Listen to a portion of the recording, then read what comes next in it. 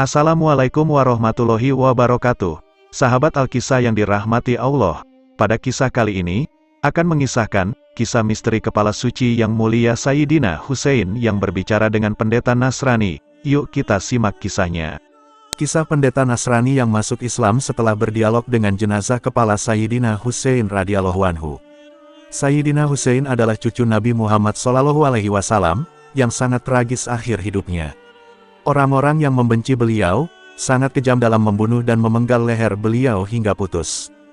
Bahkan sesudah wafat, jenazah kepala beliau diarak keliling kota oleh penguasa. Namun, di balik kisah menyedihkan ini, ada peristiwa gaib menakjubkan yang dialami oleh seorang pendeta Nasrani.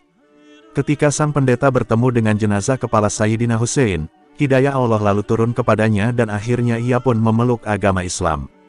Berikut kisah selengkapnya. Dikisahkan, dahulu Ibnu Ziyad pernah menginstruksikan supaya jenazah kepala Sayyidina Hussein diarak ramai-ramai menyusuri jalanan kota Kufah.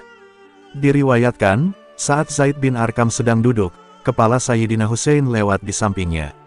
Saat berada di hadapan, Zaid bin Arqam mendengar bahwa kepala Sayyidina Hussein melantunkan Quran Surat Al-Kahfi ayat 9. Yang artinya, atau kamu mengira bahwa orang-orang yang mendiami gua dan yang mempunyai rakim itu, mereka termasuk tanda-tanda kekuasaan kami yang mengherankan. Peristiwa itu lantas membuat Zaid bin Arqam merinding hingga bulu kuduknya sampai berdiri. Ia lalu berkata, "Demi Allah wahai putra Rasulullah, kisah kepalamu lebih mengherankan dan lebih mencengangkan, kisah ini, sebagaimana keterangan Syekh Mufid dalam kitab Al-Irsyad Juz hal 117. Kemudian, saat arak-arakan kepala Sayyidina Hussein berhenti di sisi sebuah biara, ada seorang pendeta yang menaruh kepala Sayyidina Hussein di dalam sebuah kotak. Sedangkan, ada riwayat dari Kutub Rawandi yang mengisahkan bahwa kala itu kepala Sayyidina Hussein ditancapkan di mata tombak. Kemudian orang-orang duduk mengelilingi dan menjaga kepala itu, orang-orang itu semalaman pesta mabuk-mabukan miras dan memakan makanan dengan lahapnya. Saat sedang asyik-asyiknya, tiba-tiba orang-orang itu melihat ada tangan yang keluar dari tembok biara. Ajaibnya tangan itu menulis syair di dinding memakai pena besi. Isi syair itu adalah, apakah umat yang membunuh Husain mengharap syafaat kakeknya pada hari perhitungan. Menyaksikan hal itu, mereka lalu merasa ketakutan. Di antara mereka lalu ada yang berusaha menggapai pena aneh itu. Tetapi, saat hendak diambil, pena itu tiba-tiba hilang lenyap. Kemudian, saat mereka mau meneruskan aktivitas lagi, tiba-tiba pena ajaib itu nampak lagi dan menulis sebuah syair. Tidak, demi Allah, tiada pemberi syafaat bagi mereka. Mereka pada hari kiamat berada dalam siksaan yang sangat dahsyat, lalu tangan kembali menulis syair, mereka telah membunuh Husain secara aniaya, keputusan mereka bertentangan dengan hukum Alkitab Al-Quran. Setelah melihat peristiwa menakutkan itu, mereka tidak nafsu lagi untuk makan. Karena saking takutnya, mereka lanjut memilih langsung tidur. Kemudian, pada saat waktu tengah malam, ada pendeta yang mendengar adanya suara yang meratap. Di samping itu, sang pendeta juga mendengar seseorang yang tengah bertasbih. Karena penasaran, sang pendeta lantas berdiri dan mengeluarkan kepala di jendela. Ternyata, ia melihat ada sebuah kotak aneh yang berada di samping dinding tak jauh darinya. Saat itu terlihat pancaran cahaya-cahaya terang dari langit. Para malaikat turun dari langit seraya berucap, "Salam sejahtera bagimu wahai putra Rasulullah. Salam sejahtera bagimu wahai Aba Abdillah, salawat dan salam Allah bagimu." Menyaksikan peristiwa gaib itu, lantas membuat sang pendeta ketakutan dan sangat terkejut. Kemudian, sang pendeta memutuskan untuk menunggu informasi hingga tibanya waktu subuh. Di saat waktu subuh sudah tiba, sang pendeta lalu keluar dari biara dan bertanya kepada orang-orang di sana. Pendeta bertanya kepada mereka, "Isinya apa kotak ini?" Orang-orang menjawab, "Ini adalah kepalanya Husain bin Ali." Pendeta melanjutkan pertanyaannya, "Siapakah nama ibundanya?" Mereka menjawab, yaitu Fatimah Az-Zahra, sang putri Nabi Muhammad SAW. Mendengar hal itu, sang pendeta lalu berkata, "Celaka kalian atas apa yang sudah kalian perbuat.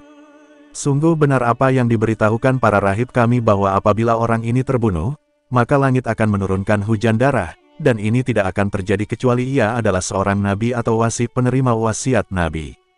Sekarang kumohon kepada kalian, agar menyerahkan kepala ini kepadaku sejam saja, sesudah itu, kan kukembalikan kepada kalian."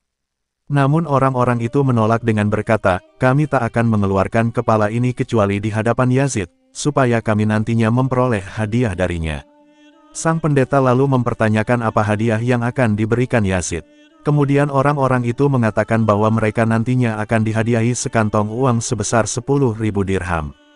Kemudian sang pendeta bersedia mengganti kepala itu dengan uang yang mereka harapkan, asalkan mereka mau menyerahkan kepala Sayyidina Hussein itu. Mereka lalu bersedia, dan sang pendeta memberi uang kepada mereka sebesar 10.000 dirham. Kemudian, kepala Sayyidina Hussein diserahkan kepada sang pendeta selama 1 jam. Kepala suci itu lantas pendeta bawa ke tempat ibadah, lalu dibasuh memakai air kembang, dan diberi wangi-wangian. Kepala Sayyidina Hussein lalu ditaruh di tempat sujud sang pendeta. Pendeta lantas menangis seraya berkata, "Wahai Aba Abdillah, sesungguhnya diriku sangat menyesal tak berada di Karbala hingga dapat mempersembahkan nyawaku untukmu. Wahai Aba Abdillah, kapan saja kau bertemu dengan kakekmu, berilah kesaksian bahwa diriku sudah mengucapkan syahadat dan masuk Islam di hadapanmu." Dari sini sang pendeta dan pengikutnya lalu berikrar membaca kalimat syahadat dan memeluk agama Islam, subhanallah. Kemudian, kepala Sayyidina Hussein dikembalikan lagi. Sesudah peristiwa itu, mantan pendeta memutuskan meninggalkan tempat ibadah Biarnaya dan memilih hidup di sebuah gunung. Selama di pegunungan, ia sibuk beribadah, meningkatkan kezuhudan hingga akhir hayatnya. Sang pendeta yang dulu beragama Nasrani, kini telah mendapat hidayah Allah dan wafat dalam keadaan husnul khotimah. Subhanallah. Kemudian ada peristiwa yang mencengangkan. Setelah meminjamkan kepala Sayyidina Hussein kepada pendeta selama 1 jam, para orang-orang pasukan utusan Ibnu Ziyad lalu melanjutkan perjalanan panjangnya.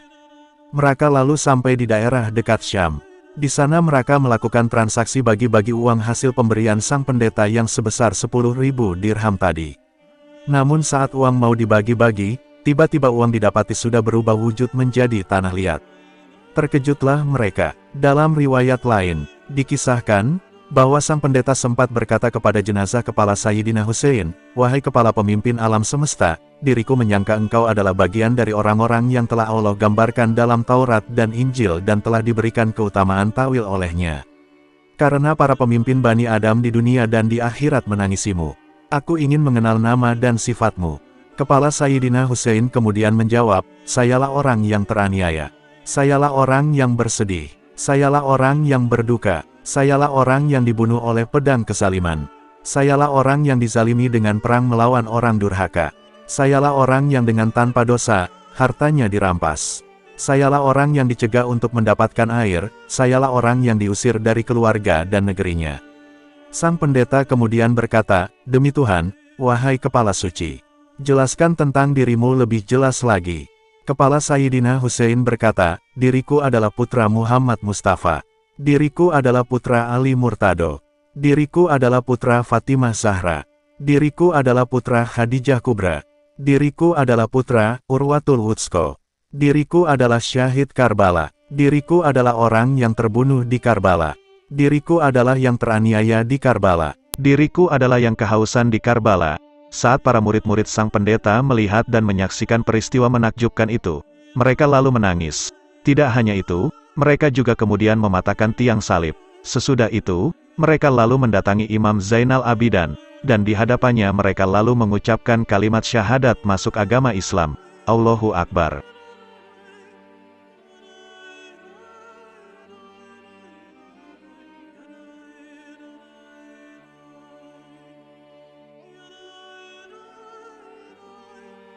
Baik sahabat Al-Kisah yang dirahmati Allah, demikianlah kisah kepala suci yang mulia Sayyidina Hussein yang berbicara dengan seorang pendeta Nasrani. Terima kasih sudah menonton, semoga kita bisa meneladani dari kisah ini. Mohon maaf apabila ada kesalahan dalam mengisahkan kisah ini. Nantikan kisah-kisah Islami berikutnya, dan jangan lupa untuk subscribe, like, komen, dan share tentunya. Syukron.